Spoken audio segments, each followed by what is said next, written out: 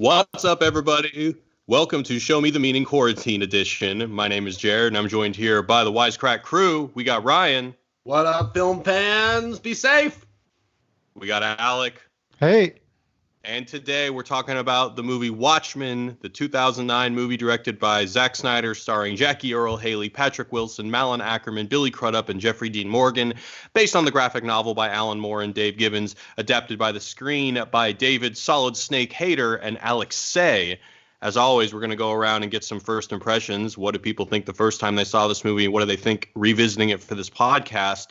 I already know what Alec thinks, and I'm very curious to hear what Ryan thinks. So let's hear what Ryan has to say. Ryan, tell us about your relationship with Watchmen. Remind me, Jared, did we watch this the first time together, or was that me and Adam? I think it might have been you and Adam. I saw this at the Draft House back in 2009 with my roommates. Okay, all right, yeah. I think me and Adam went. Anyway, whatever. I loved this movie the first time it came out. I had never read the source material yet, but now I have. So this is one of the few times in Show Me the Meaning history where I, Ryan, have read a book that has to do with the movie we're watching, and so now I can actually critically look at it from the filmmaking perspective and the literature perspective. And I have to say that, I had always heard of the kind of legend of Watchmen before the movie came out, like that it always been called Unfilmable, quote unquote. I think that's even in the title of our talk today, Filming the Unfilmable. And I have to say, he did a fucking awesome job filming the Unfilmable, if I have to say so. Zack Snyder is a great filmmaker. I think he's kind of lost it a little bit in his later twilight years of his directing career, but this was him at his apex, I think. This and 300, but this, in terms of adapting something and then making it really cool and accessible to the masses, and also keeping it to the core of what the spirit of the original thing was, I think it was great.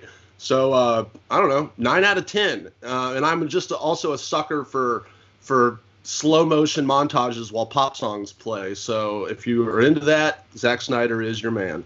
So this movie's great. I'm excited to talk about it. Cool. Well, I'm excited to talk about it too, especially after hearing what Alec has to say. Alec, what do you think about this movie? Oh, God, I'm going to get crucified. You hate it. Yeah. Well, I saw this movie a long time ago, before I think I was a teenager. I had not read the graphic novel. I don't even think I knew the graphic novel existed. And I remember kind of maybe liking it. I think I was confused, which isn't a hate on the movie. I was just kind of like a dumb sort of film viewer at the time. Didn't pay close attention to stuff, nor did I really understand what the source material or the movie was trying to go for. So the main emotion I remember is feeling confused. Now, present day, I've read the graphic novel. I watched a TV show, which obviously is very different. And I watched the ultimate cut, which is 3.5 hours. So this is what I want to kind of figure out. Some of my perspective here is maybe informed by that, but I was so bored. It's so long. And the movie already is long, and this just made it long. So maybe I'm being unfair. But I also think, and we can talk about this a little bit later, that Zack Snyder tries to adapt the movie in some ways, like very religiously. Like there's so many small little details that are true to the comic, but in a way that it ends up being in an uncanny valley with the source material in a way that I feel like is not good. And I also feel like on an aesthetic level, he tries to make it seem like The Watchmen, but is maybe not getting it like on a tonal level or a subtextual level. I don't know. We can talk about that later. Yeah, I'm excited to talk about that because my relationship with this is, so I read the graphic novel the day before the film came out back in 2009. 2009. I read the whole thing on one plane flight, and then the next day I already had tickets to see the movie, and I was overall really impressed with the adaptation. I thought that the movie was really good. I've seen the movie probably like 6 times, although this was the first time watching the Ultimate Cut. And for people who haven't watched the Ultimate Cut, that whole thing with the freighter, what is it, the black freighter? Tales from the Black Freighter. Yeah, they add that into the movie, which I don't even think they needed it in the graphic novel, to be perfectly honest. I mean, I understand that there's some interesting parallels that go with the characters and stuff, but it wasn't my favorite part of the graphic novel, and definitely did not need to be in the movie. There are also so I actually have seen the theatrical cut a number of times. It's the better movie than the Ultimate Cut. So I'll be able to answer some of your questions, Alec, about what was changed, because I have seen it a number of times. So then I started thinking about it more, and then I reread the graphic novel years later, and I started to think, well, I don't know, did Zack Snyder get something wrong? Is this whole graphic novel a bit pithier than Zack Snyder kind of like glommed onto? But then after rewatching it, and I didn't reread the graphic novel in its entirety, but Alec and I have been working on a Watchmen video that focuses on the HBO show that comes out this Friday that I'm really excited about. And I've come to the conclusion that, no, I think Zack Snyder did a really awesome job. I think this movie is freaking awesome. I think it's probably his best. It's his best movie. There are some of the performances are probably the most memorable performances that actor will have in their career. I mean, I guess for Walking Dead fans, you could argue Jeffrey Dean Morgan is better as Negan, but Jeffrey Dean Morgan as the comedian is so inspired. Jackie Earle Haley as Rorschach is amazing. That's like the role he was born to play. The guy who plays Ozymandias, I think, is the biggest letdown, because it's such an interesting, great role, and I did not like that actor at all. What's his name, like Matthew Good or something like that? Wasn't into him. I liked Billy Crudup as Dr. Manhattan. Every frame of this movie is gorgeous, and it's and to your point, Alec, it is very reverent to the source material. I'm interested to hear more about how it could be kind of like overly reverent, or like kind of that uncanny valley thing. But overall, I think this is Zack Snyder's best movie, and just painstaking attention to detail and craft, and I think it's freaking awesome. And in a time where like loving Zack Snyder is not the coolest thing in the world, I think that this is like total testament to the fact that he is a balls to the wall excellent filmmaker. Are you not a 300 man? I would say 300 is his I love movie. 300 when I first saw it. I don't know, does that movie hold up, or does it? Baby. I haven't seen it since theaters. Turn it on and crank up the volume.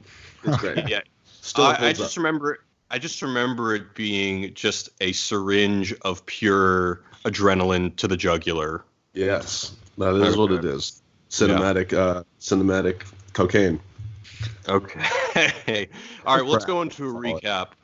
When the comedian, a masked vigilante from a bygone era, is killed by a mysterious burglar, outlaw vigilante Rorschach is determined to find out who is killing ex-masked heroes.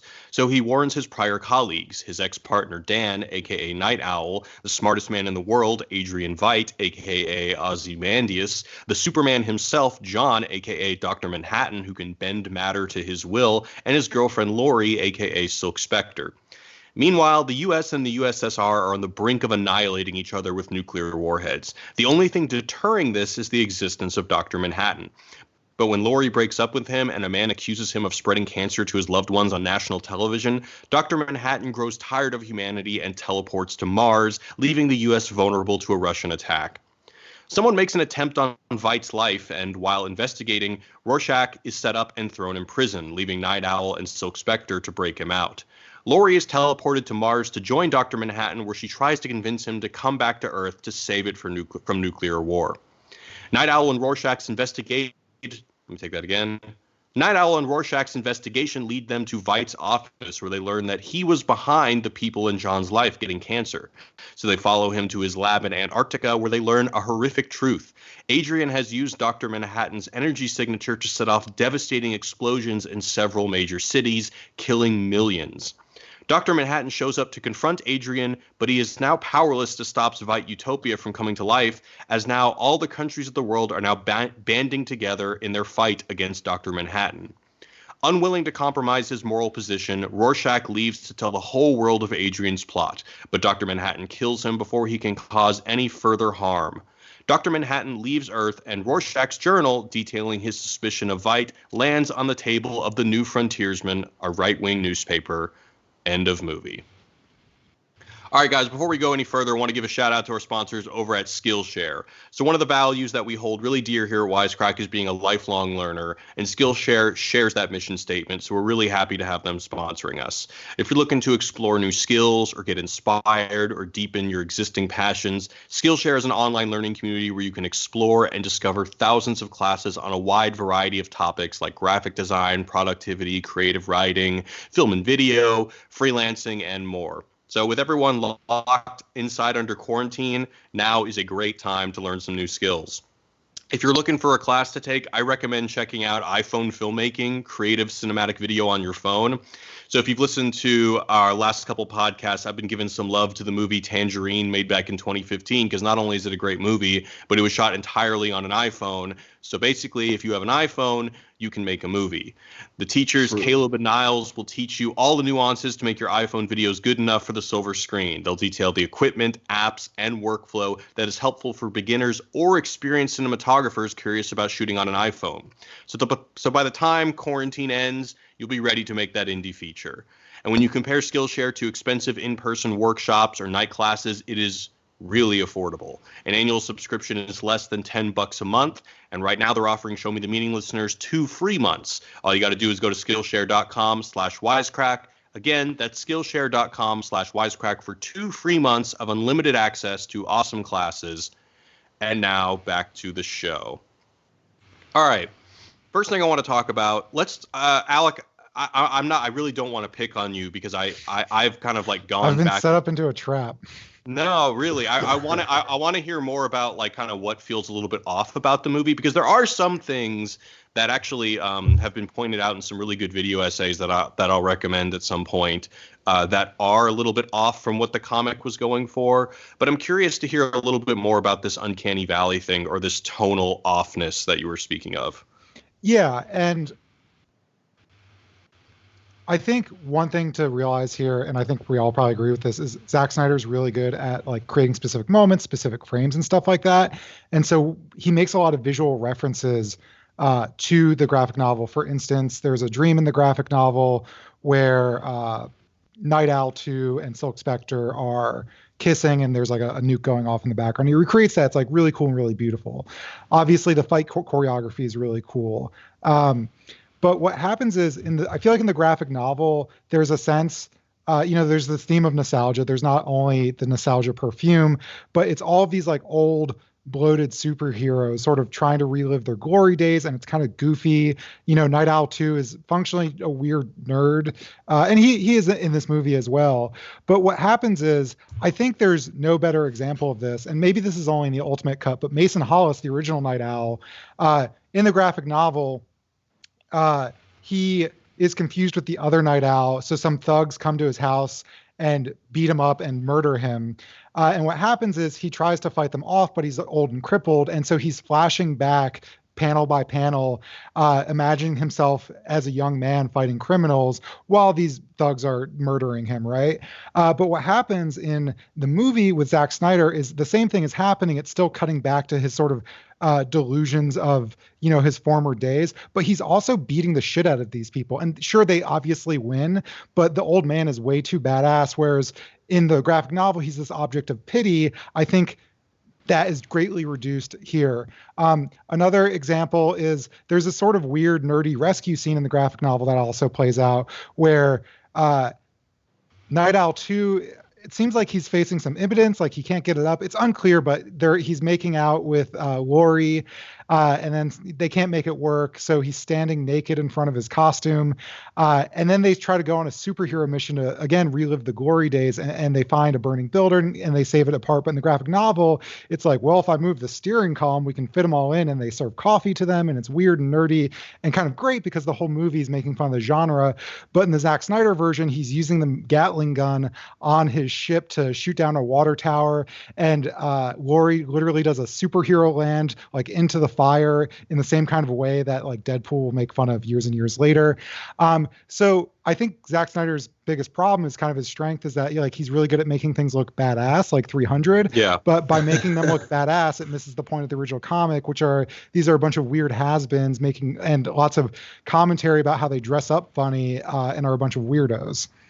Or does it that he makes it so badass, make it really sell the aesthetic completely to, he's the perfect person to pull off this satire, That's just maybe. Well, so, okay, I think that you put it in really good words, because I think that this is also, if I were to complain about one thing, and that like, because what do we mean when we say filming the unfilmable? Like when people said that this movie was unfilmable, I mean, Ryan, you brought that up. I mean, do you think that they were just talking about special effects? No, the reason is because the nature of the graphic novel is really cool and different for the time, and it used all these supplemental materials to tell the story. So you saw like the files from the FBI that kind of led you on something. You saw some other clues. You saw the different newspaper reports. You saw graphs and stuff. It just like was telling the story with all this different stuff. So when people talk about who's going to film this thing, they're kind of like, are you going to do that? Are you going to use that in the film?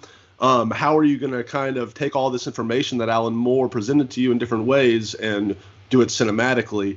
And he did kind of, he didn't really do that much. Like, there wasn't like that many zooms in on graphs and computer screens and stuff. But he definitely adapted frame for frame the comic, kind of like Sin City, like Robert Rodriguez did, like where like he literally said, I'm adapting literally the comic frame for frame in Sin City, and you definitely see that kind of influence a little bit in Zack Snyder's, where if you're a big fan of the comic, you like when the comedian gets kicked out the window, you're like, okay, that's straight up a comic cell from the thing, realized in full, on cinema. So I think that's kind of what a lot of people meant.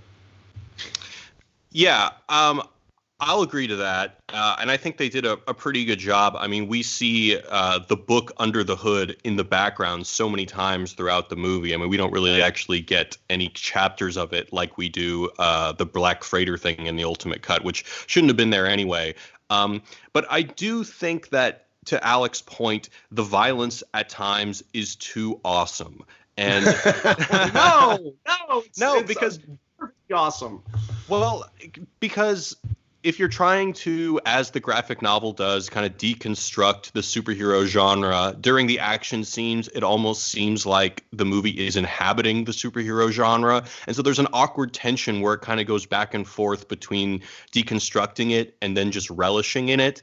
And I think that's kind of where this kind of tonal disconnect can go off. But the one thing that I'll argue that I think he's able to very smartly kind of maintain that critical distance is with the soundtrack, because we don't get your regular superhero soundtrack of everything, crescendoing to this epic moment. We don't really get much of a score. We get Bob Dylan, Simon and Garfunkel, which not only adds to the alternate history thing that's always going on in this movie, but so one particularly brilliant example I like is during the Vietnam section where Dr. Manhattan is blowing up people's heads, we hear Wagner's Ride of the Valkyries from... Oh, I have a complaint about that, but go ahead. Well, no, and this is largely because we chatted a little bit. Sometimes Alec and I are bad and we do podcast spoilers and talk a little bit about it. But in Apocalypse, if you're to read it just straight up as a allusion to Apocalypse Now, which I think it very much asks us to do, since we see the black helicopters in the background, it's in Vietnam, it's the same setting. In Apocalypse Now, it is meant to undercut the seriousness of this character who is raiding this village and thinks he's a total badass because he's just going to wipe away this village so that he can surf. So if you kind of look at it intertextually, I think it's actually quite smart in how it undercuts the severity and the seriousness and the quote unquote awesomeness of that scene. Oh, see, I think it's the opposite, because I think he's I really like a lot of the music selection here, but specific, and I think he's being very deliberate. I think he is saying, I want to emulate this Apocalypse Now scene, But, Apocalypse Now is this like anti-war movie. As you said, he wants to clear out and kill all these people so he can have a better surfing spot. And instead, he's just like, wouldn't it be cool if I think, again, like, because he's so focused on aesthetic, he's just like, wouldn't it be cool if Dr. Manhattan blew up people's heads? And, the comedian You're just getting into his mind. You've seen too many Zack Snyder interviews. Oh, no, I have not looked at any Zack. I don't want to say I've never read a Zack Snyder interview, but I've not read any things except I think in the Wikipedia, he mentioned.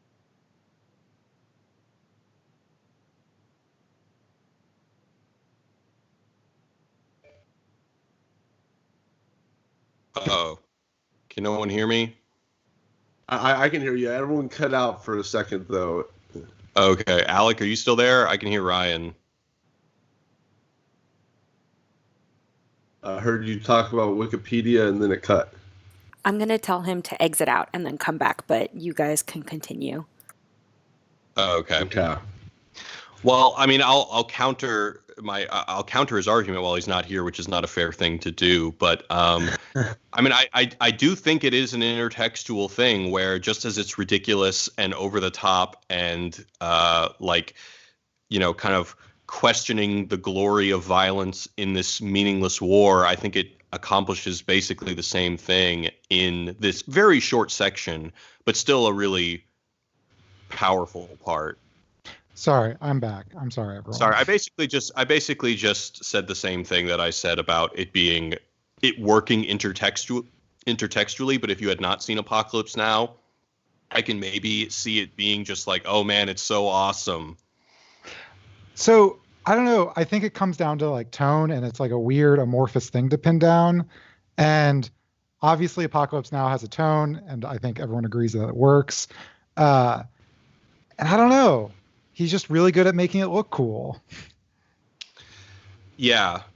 There's another part where they play that song, I'm a boogeyman, while the Watchmen are trying to disperse a riot, especially with the comedian, gassing people and hitting people with rubber bullets indiscriminately. I just think that is a really good effort to kind of take down the self-seriousness that the Zack Snyder aesthetic would otherwise portray. Sure. Yeah. There are some interesting music choices I just want to mention. So 99 Red Balloons, I recently learned this. People probably recognize it, but it's a song about like nuclear Armageddon, which is very fun, and it plays that specific scene, and I think it's a really good choice. But while Dr. Manhattan's on Mars, they play there's this. Have you guys seen Kaiona It's like this weird experimental film. Oh yeah, baby. Hell yeah. Philip Glass. Yeah, so Philip Glass does the soundtrack, and they play, I think, one or two songs from it, and the whole film is kind of these time-lapse fast photos of the world, and I think the subtitle of the film is like Life Out of Order or something like that, and it shows the Challenger blowing up, and it's kind of this like, I mean, I think it works as a weird meditative thing, but again, I think very specific music choices there. I think it's from the part of the movie called The Grid, which is pretty awesome. In Koyaanisqatsi. If you're gonna watch one part of Koyaanisqatsi, watch the part called The Grid. I think that's where they take the music from in the Dr. Manhattan section. And then go out and watch Baraka and Sahana Sara or whatever the hell it's called. Well, there's those are similar movies, but there's actually like another something Iskatsi movie. But anyway, let's just talk about the thing that most people criticize this movie for. Let's talk about the ending. I mean, what do you guys think about the changing out the squid for Dr. Manhattan? Why do you think they made that choice, and how do you think it kind of ends up working? I think that they did it because, I mean, this is a huge movie, a huge risk, and just I think it was just the sheer idea of introducing a giant squid, which kind of seems like so absurd and like a non sequitur even at the end of the movie as the big destructive force, just seemed maybe like it was people wouldn't buy it or something, or it was too silly, or maybe it was too big of an effect that would have cost $100 bazillion. But then honestly, I'm not usually a big fan of making such a drastic change from the source material, since I totally read it and I know this one, I'm connected to it emotionally. But this was like a very smart change, I thought. Like in terms of like being, if you're a story editor, in terms of just truncating a narrative and trying to work together pieces in different ways. Like I thought this was a very smart change. It does change the ending a lot and everything, but I think it makes Dr. Manhattan's character way cooler at the end of the day. The fact that he recognizes that Ozymandias is right, quote unquote, like I think that was cool for the novel, or for the movie. I actually kind of agree with Ryan in that I think it's a smart choice. You've already got a movie that's 3.5 hours in the ultimate cut. I think the reason it works in the graphic novel rests a lot on the unfilmable parts. Like there's a supplemental material. You're introduced to these other cells of, artist making things. There's all these other characters that have to disappear on an island that make the squid that then die. And for an already long movie, I think you just have to cut that out. And so I think the basic premise of Dr. Manhattan did it. I'm okay with that. And I think a lot of it still works. But the thing that I find that kind of ruins it is two things. One is that Zack Snyder upped the stakes. What I think is really great about Alan Moore's ending is that New York kills, I think, 3 million or a few million people for world peace, which is a horrifying number. But Zack Snyder made it New York and Moscow and all these things. So it's a lot greater of a crime. And I think the few million lives for all of humanity is at least a little more debatable than what in the movie he's just killing way, way more people, right? So I think it removes at least a little bit of the ambiguity. But also the thing that kind of bothers me is that in the graphic novel, the conversation is mostly, people are obviously outraged when they learn what Ozymandias did, but it's mostly a conversation between Manhattan and Ozymandias, and Ozymandias is kind of asking Dr. Manhattan, like, do you think I did the right thing, is a kind of scene that happens later, at which point he refuses to sort of morally absolve him, but says nothing ever ends. And in this one, everyone seems to just be like, yep, Ozymandias is totally right, we can't do it. Whereas I think in the graphic novel, there's this better sense that everyone feels blackmailed and gross about it. May just seem a little too enthusiastic. And the last thing is, I don't know if this is just in the ultimate cut, but the nothing ever end lines. It's said by Laurie. Yeah, but in a way that's decontextualized. Like, it's like, well, John would have said this. And it's like, that line doesn't mean the thing that made it good anymore, unless it's in that original conversation where Ozymandias is asking for sort of moral absolution. Yeah, don't let me forget to, because I do want to talk about what we think that line means. But I also, when I first saw it, I thought it was a smart change too, because the first time I read the graphic novel, I was confused as hell as to why they even had a giant squid. But one thing I do want to, I said I would recommend a video essay. Captain Christian did a really good Watchmen video essay years ago, and he pointed out something that in the graphic novel, the violence is kind of muted a little bit up until the squid comes in, and then the squid is the most grotesque part of the entire graphic novel. I mean, there are like pages of people being disfigured, and it's really actually hard to read, and how it kind of really emphasized the horror of what Ozymandias did, whereas in the movie it's the opposite. In the movie, we're seeing all this badass, really bloody action. Like when Laurie and Dan beat up those thugs in the alleyway, I mean, they are fucking them up. A bone ejects from the guy's arm. Yeah, that was cool. It was. I'm not going to lie. Cool. It was cool. But then when the whole Dr. Manhattan's energy signal or whatever destroying New York, which is what we see, it's like the opposite. We see no blood. We see people just evaporate, but it doesn't hit you like it does in the graphic novel, where we see the magnitude of the violence, the magnitude of the destruction, whereas at the end of the movie, it is kind of just your average, a city being leveled. We've seen it many times. Zack Snyder would later do it in Man of Steel and Batman v Superman. It's just something that we'd all seen before, whereas like the truly horrific nature of it was really communicated quite well in the graphic novel. And so I totally attribute this to Captain Christian's video essay, but I think that it's a pretty astute point, and something that I think that is does make the movie a little bit weaker, and to Alex's point, almost makes the audience kind of go along with his plan a little bit more. Don't get me wrong, I would have loved to see the giant squid realized, and that is such a bizarre ending to a book. So it would have been cool to see, but I think what we got was cool. But yeah, I pretty much agree with what you guys said. My problem is that don't you think people would come to the conclusion that Dr. Manhattan did this to make himself a scapegoat?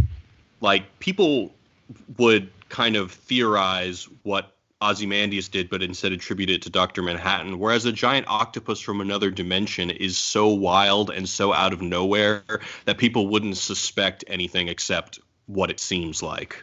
No, because we'd already seen people already thought of Dr. Manhattan as kind of a loose cannon already because of what had happened at the earlier, right?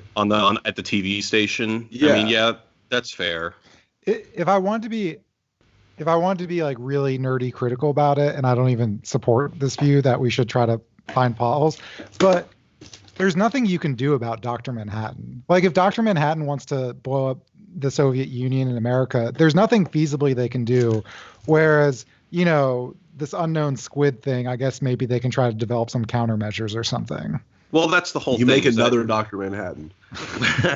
Whether or not it's possible, it's the idea that mankind has to join together to try. Right. Yeah. Do you want to talk? So let's talk about that line that Dr. Manhattan should have read, that Laurie ends up saying, is that nothing ever ends. Now, in our video on Friday, we have a particular interpretation of that as it's relevant to the HBO show, which, as everyone knows, is quite different than the graphic novel. But just within the context of the graphic novel, what did you think he meant by that at that point? I think there's a sense that all events, past, present, and future, are interconnected, or at least that's kind of the interpretation we take with the show as well. But I do think it plays here in that, like, this massive thing that Veidt did to change the course of history, it's impossible to say in the moment whether or not it was worth it, because nothing ever ends. Like, as we see in the TV show, or if you want to ignore the TV show, like, the consequences of this action will literally never end as it ripples throughout history in the future. Right. Yeah. The way that I had initially interpreted it was as kind of a reflection of the Percy Shelley poem that Veidt is obsessed with. We see it in the movie. We just see "My name is Ozymandias, King of Kings. Look on my works, ye mighty, in despair," from the Percy Shelley poem. But then the lines right after that are "Nothing beside remains round the decay of that colossal wreck, boundless and bare, the lone and level sands stretch far away." So to me, it was Dr. Manhattan just telling him, in a sense, that even the thing that you tried to avoid will not end, because like the decay and despair that Ramesses II ended up being subjected to will also be subjected to your dream. Yeah, and I do think there's like a lot of, and I think this is what makes the graphic novel so good, is there's a lot of parallel things happening that help contextualize Veidt. And this is why I agree, and even Zack Snyder agrees, the Tales from the Black Freighter don't work in the ultimate cut because it just feels too disjointed. But that's a story about a guy who wants to save his wife and children from this horrible threat, but in the process sort of becomes the monster that he's trying to fight, and he ends up joining the Black Freighter.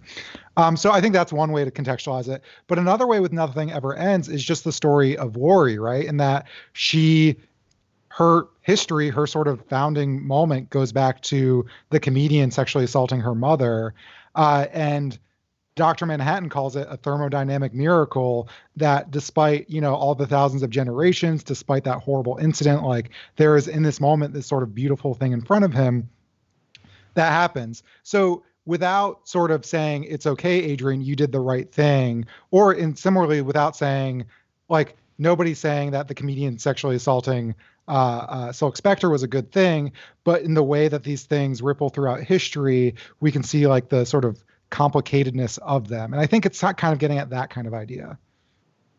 Interesting.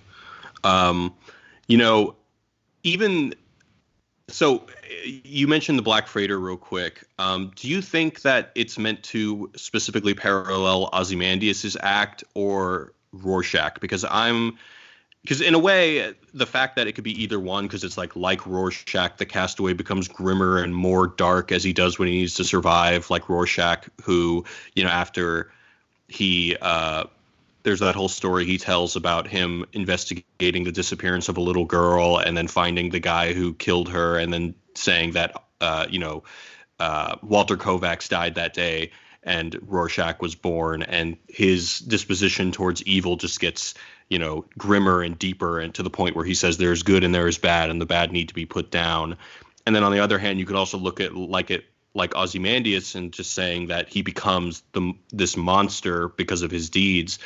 And the thing I like about that is that when we think about kind of the moral center of the movie, it really is a war between the ideals of Rorschach and Ozymandias, because, Rorschach is the deontologist who refuses to bend his moral code. And if, killing millions of people is wrong, no matter for what end. And then we have Ozymandias, who's more the consequentialist, who believes that, killing millions to save billions is a just thing. And I like that the story can kind of apply to both people. Yeah, and I don't know if I missed this, if this is in the graphic novel, but in the Tales from the Black Freighter in the movie, the sail gets splattered with something that kind of looks like Rorschach's pattern. So I think they are being intentional about that. Yeah, I noticed that watching the movie as well, but I don't remember it from the graphic novel either. It seems like the kind of thing that Zack Snyder might have added. Yeah, who knows? I mean, one thing from reading the graphic novel and the movie is just, and I think this is intentional in both, is just what a creep Rorschach is. I mean, he's essentially just mad that everyone's having sex and doing drugs all the time. Yeah, I never really looked at it like that. I mean, to me, he's more like Travis Bickle and okay, well, actually, I like Rorschach more than I like Travis Bickle and Taxi Driver. But I mean, it's hard to say just how depraved the streets really are and how sick he really is, because how can you really know? I mean, there's one line that I think is like full on. He describes something of screams like an abattoir, which is a slaughterhouse, full of retarded children, and the night reeks of fornication and bad consciences.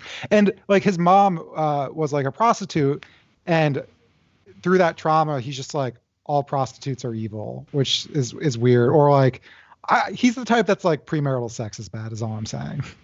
It's hard to morally evaluate these kind of things. Like, I think of a similar thing with Gotham in the Dark Knight trilogy. Like, apparently the city is so bad, but what exactly is going on here, and what exactly is so bad that it justifies, like taking a kind of fascistic attitude towards what is good and what is bad and enforcing it on your own terms. And I think to a large extent that's what Alan Moore is kind of going for in the character of Rorschach, is kind of deconstructing people like Batman who thinks that, their moral code should be imposed on everyone.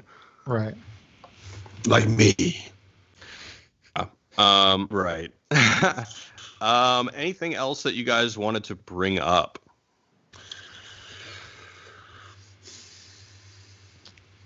Not off the top of my head. I'm just doing a quick scan.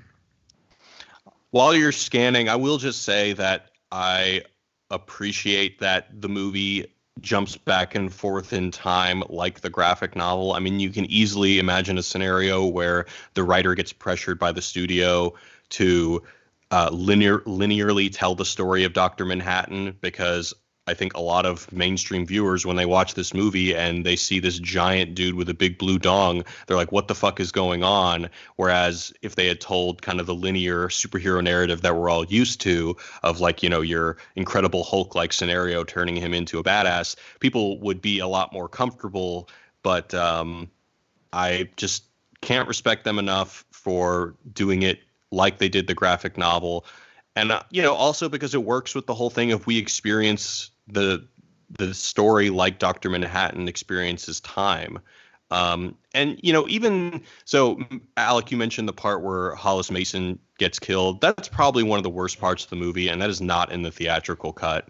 But I will say that I think your distinction about him being like kind of like flashing back to his lame glory days is apt. But I do like that it flashes back to his past enemies, because at least it works with the whole time thing. That is a visual motif, not only in the movie, but in the graphic novel, definitely. And so them leaning into that is something that I think is pretty smart. So I have two quick things, one of which I've been obligated to ask about from Mike Luxembourg. But this is the first one. Richard Nixon's nose. Great choice. Bold choice. I liked it.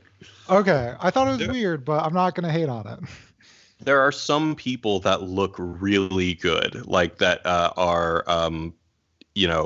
actors playing, whether it's David Bowie or Truman Capote or Andy Warhol. Some of them look really good.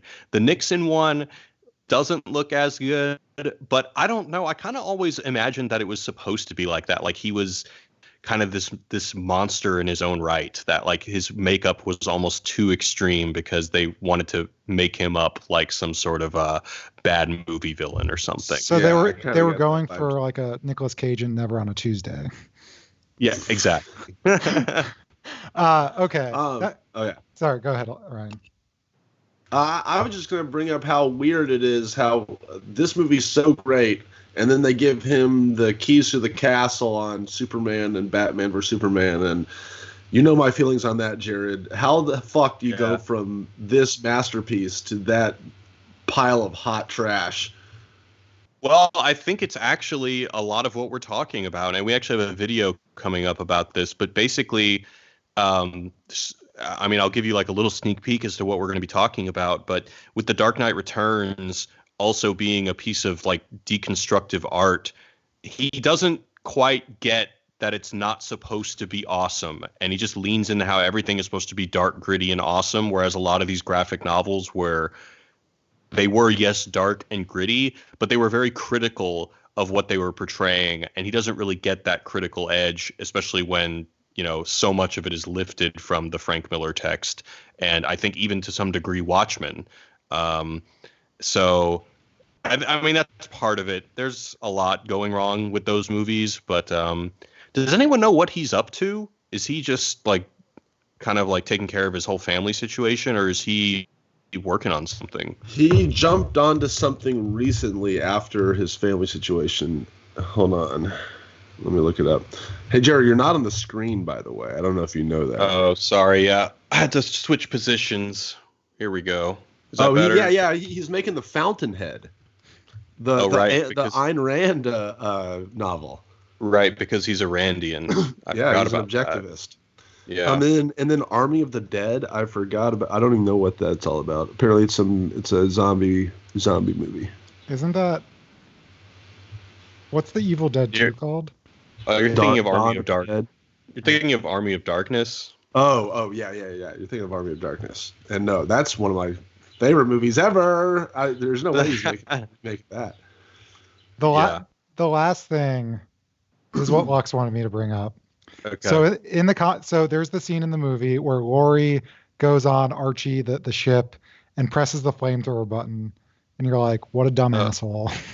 And Lux wanted me to say that in the comic book, she's looking for a lighter. So she's like a lot less dumb in the comic book, because it's kind of like her vices are causing her to do this dumb thing by desperately looking for a lighter function in Archie, and then, you know, makes the place catch on fire. Whereas in this version, she's just dumb. Gotcha. I didn't really think of her as dumb, but it was a good setup for the orgasm joke that later happens. Does that happen in the graphic novel? I don't remember. I don't think so. Also, Leonard Cohen's Hallelujah plays, which I can't decide is like really good, like just funny or not. It's amazing. It's so awesome. Yeah, I'm gonna be honest. Even for the 3.5 hour long cut, I didn't fast forward through any part except the sex scene, because I don't really love that scene. That scene's awesome. That's one of the most memorable scenes in the whole movie. Yeah. I don't know. What's wrong with you, Jared? Yeah, maybe I'm just sexually inhibited. I don't know. Too old. Too old. All right. We're going to go into the mailbag. You can hit us up at 213-534-8807 if you want to leave us a voicemail. That's 21-ELF-HUT-07. It's where the elves party. We got a couple ones from some old school properties. Let's hear one from Jeff. He's talking about They Live, a movie all three of us love. Hey guys, this is Jeff from Portland, Oregon. Hey, I was just listening to some backlog episodes, specifically the They Live episode and the subsequent ones where we get to hear from Austin about his point of view on They Live. And I kind of had a contradicting opinion to Austin as far as the kind of shattering of your worldview or changing of the worldview with taking the red pill. I actually went through a kind of a shattering of my theological background, and I actually felt it relieving. I may have come from a much different experience than Austin did, but I definitely felt it relieving, like taking the red pill. Yes, it was sweet and it was delicious because I finally felt relief from all of this scary, weird overtone that is propagated throughout the Christianity and the Christian mythos. Anyway, that's just my thoughts. Hope to hear from you guys. Peace. Well, thanks, Jeff. Thanks for that very personal email. I wish Austin was here. I don't really remember what exactly we were talking about with the They Live podcast, but I'm sure it was more about the shattering of the grand illusion stuff that we're always talking about. Yeah, you guys got anything on that? I mean, I had a very similar experience growing up, like I felt like I was way more stressed out growing up when I was, I felt binded by these super harsh ideologies. And then when I kind of realized, oh, wait, I don't have to do that. Life's a state of mind kind of thing, whatever. Then I felt free, baby. And I could think however I wanted. And so, yeah, I too did not, it didn't just leave me cold and stunned and shattered to be like, oh my God, everything I know is a lie. I kind of was like, oh, awesome. Everything I know is a lie. Sweet. Like, I can finally get on with my real life. I can guess what Austin said based on what Lacan would say. Yeah. Go for it. I think, okay, there might be two ideas. Zizek might say the process of awakening is painful, which I think he said about They Live, which kind of is against what you and the caller are saying. But also, I think there's this idea in Lacan that we kind of have this desire that we never actually want to reach. We just want to get the joy of like approaching it. And so the idea is like, we always want to be pulling back another curtain. We always want to like do that extra step. And so maybe that's kind of like a stressful thing. Again, I'm just speculating on what Austin might say. Sorry. Well, you saying that made me remember more what we were talking about at the time. I think I was going on my shtick about how like taking the red pill tastes good and how people like having that illusion shattered. And so that would go more to what Jeff and Ryan were talking about. But anyway, let's do one more voicemail. We got one from Hunter about Scott Pilgrim. Hi, it's Hunter. I'm a OG listener. I've been listening since the beginning. Huge fan of y'all. Hell yeah, I was Hunter. re-listening to your Scott Pilgrim podcast, and I believe Austin said something about how Nega Scott is made kind of in a British humor kind of way, as he's there to build tension and take it away for a stylistic choice. I would like to argue that maybe, for once in Edgar Wright's career, that was more of a plot choice, because maybe he's trying to say something about how instead of trying to fight our past, we should embrace it. Because I believe Scott says after they walk out of the rocket, or whatever the name of the concert hall is that him and Nega Scott shot the shit, and they actually have a lot in common. So maybe that means something about Edgar Wright and plot. I don't know. I'd love to hear your thoughts. Thanks. Yeah, I like Good that call. reading. Yeah, I like that reading of Scott Pilgrim, whereas like it's not just a joke of him seeing his shadow, and instead of defeating it, he just kind of says like, "Yeah, cool, man, let's hang out." A kind of coming of a self-acceptance of like how he can be a shitty person, which is ultimately what he has to kind of accept when he tells I can't remember the name of the something Cho. His Asian girlfriend, when he has to, come to the terms of the fact that he cheated on her. I like that.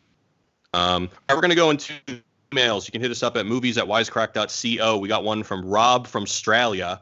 He said, "Good day, Wisecrack. You forgot to mention the least accurate part of Contagion, Jude Law's Australian accent. Literally, no one has says crikey since 2006.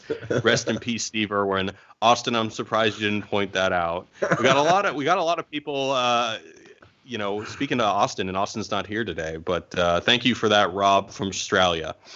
This one's from Tom. We got a couple emails about this, and this is about my bad. He said, I just listened to your Contagion podcast in which you guys mentioned that several city population figures mentioned in the movie were significantly higher than they are in reality. My inner pedant wants you to know that some of the numbers you repeated from the movie are, in fact, accurate. When you say a city has a certain number of people in it, you could either be referring to the population of the city proper or the larger metro area, and context determines which number is more relevant. For example, Google tells me that San Francisco's population is under 900,000, but its metro area is 4.7 million. I can't remember the precise context from the movie, but when discussing how many people are at risk during a pandemic, it's likely that the 4.7 million is the meaningful number because the virus isn't going to honor city lines.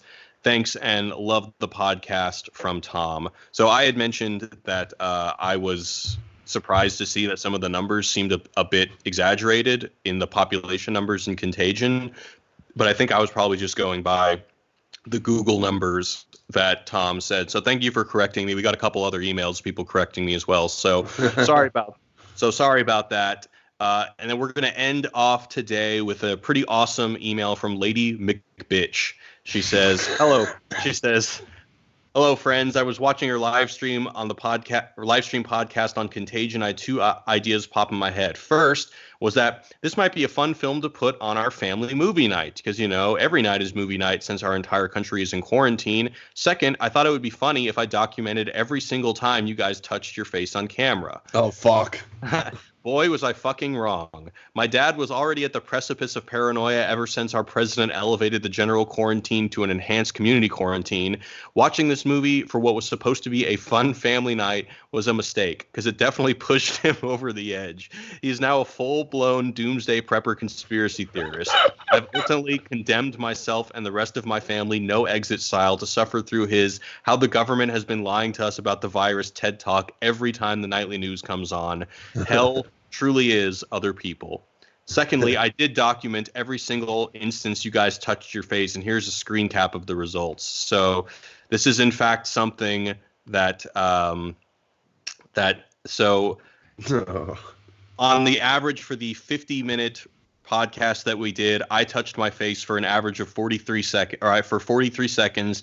Helen touched her face for a minute 25 seconds, and Austin, with the clear win, touched his face for 2 minutes and 25 seconds of total time. Wow, it wasn't just instances, it was duration. That's harder. It was duration. It was hardcore. So I appreciate that during quarantine you just might have some time to kill. But anyway, thank you for that, Lady McBitch. We're gonna go ahead and wrap it up. So where can we find you guys on the internet, Ryan? Well, since I got a lot of time, I've been making lots of quarantine videos lately. So you can find those on Ryan's Shorts, which is on YouTube or Facebook or Instagram or Twitter or any of that shit. So Ryan's Shorts, that's where you can find me. Cool. And Alec? I'm on Twitter at WisecrackAlec. That's ALEC. Cool. All right, guys, we will catch you next time. Thanks for listening in. Thank you. Yeah. Peace out. Goodbye from Hollywood, California, in the quarantine edition.